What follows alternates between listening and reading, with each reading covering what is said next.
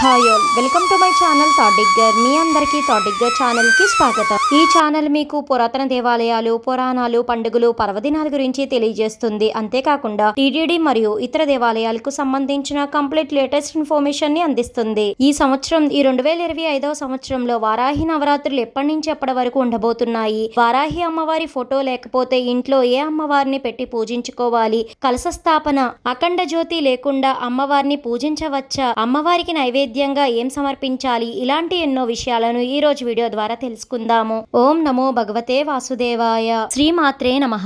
ముందుగా మనం ఈ వారాహి నవరాత్రులు అంటే ఏమిటో తెలుసుకుందాము. మనలో చాలా మందికి తెలిసే ఉంటుంది. మనకి మొత్తం 4 నవరాత్రులు ఉంటాయి. చైత్ర నవరాత్రులు, శారదీయ నవరాత్రులు, మాఘమాసంలో వచ్చే నవరాత్రులు, ఆషాఢ మాసంలో వచ్చేవి. ఈ మాఘమాసం మరియు ఆషాఢ మాసంలో వచ్చే నవరాత్రులను గుప్త నవరాత్రులని పిలుస్తారు. ఈ గుప్త నవరాత్రుల్లో అమ్మవారిని సాత్వికంగా పూజిస్తారు. అమ్మవారిని ఆరాధించేటప్పుడు తాంత్రిక పద్ధతిని కూడా ఉపయోగిస్తారు. అర్థమయ్యేటట్టు ఒక్క మాటలో చెప్పాలంటే ఈ గుప్త నవరాత్రుల్లో అమ్మవారిని రహస్యంగా ఆధ్యాత్మిక సాధన చేస్తారు. అంటే సీక్రెట్ గా పూజించడం జరుగుతుంది. ఈ ఆషాఢ గుప్త నవరాత్రులు వారాహి అమ్మవారికి అంకితం చేయబడ్డాయి. ఈ సంవత్సరం 2025లో జూన్ 26వ తేదీ గురువారం నుంచి జూలై 4వ తేదీ శుక్రవారం వరకు వారాహి నవరాత్రులు వచ్చాయి. ఈ 9 రోజులు ఒక్కో రోజు ఒక్కో వారాహి దేవిని స్మరించుకుంటారు. శ్రీ ఆది వారాహి అని, శ్రీ లక్ష్మీ వారాహి అని మీరు స్క్రీన్ మీద క్లియర్ గా చూడవచ్చు. నరఘోష, దృష్టి దోషాలు, మానసిక వ్యాధులు, పిశాచ పీడలు,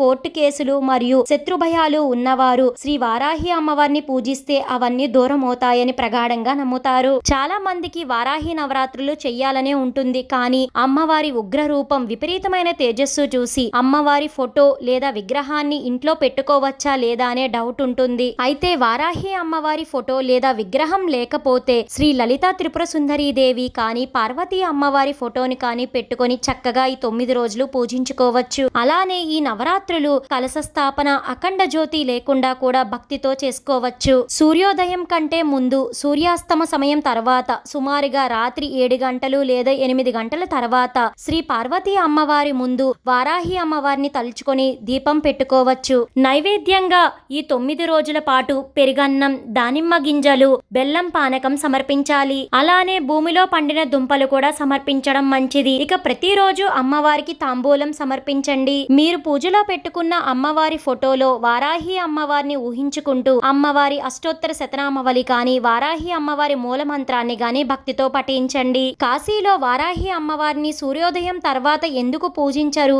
అమ్మవారిని చూసేటప్పుడు భక్తులు కిటికీకి ఉండే రంధ్రాల ద్వారా మాత్రమే ఎందుకు చూస్తారు? కాశీ పురాణం ప్రకారం కాశీలో వారాహి అమ్మవారు ఎలా ఆవిర్భవించారు? కాశీలో దుష్ట సంహారం కోసం వారాహి అమ్మవారు రాత్రిపూట సంచరిస్తారా? ఇలా కాశీ వారాహి అమ్మవారి ఆలయానికి సంబంధించిన ఎన్నో విషయాలను నేను చెప్పడం జరిగింది. ఆ వీడియో లింక్ ని డిస్క్రిప్షన్ లో పెడతాను. అలానే ఐకార్డ్ లో కూడా ఇస్తాను, ఒకసారి చూడండి. తెలుసుకున్నారు కదండి ఈ సంవత్సరం వారాహి నవరాత్రులు ఎప్పటి నుంచి ఎప్పటి వరకు ఉన్నాయి, అలానే అమ్మవారి ఫోటో, కలశ స్థాపన, అఖండ జ్యోతి లేకుండా వారాహి అమ్మవారిని ఎలా పూజించాలో. ఈ వీడియో మీకు ఎంతగానో ఉపయోగపడుతుందని అనుకుంటున్నాను. మీ సపోర్ట్ కోసం ఈ వీడియోని లైక్ చేసి షేర్ చేయండి. ఇలాంటి మరెన్నో వీడియోస్ కోసం థాట్ డిగ్గర్ ఛానల్ ని సబ్స్క్రైబ్ చేసి అక్కడ ఉన్న బెల్ ఐకాన్ క్లిక్ చేయండి. ఓం నమో నారాయణాయ. Thank you for watching.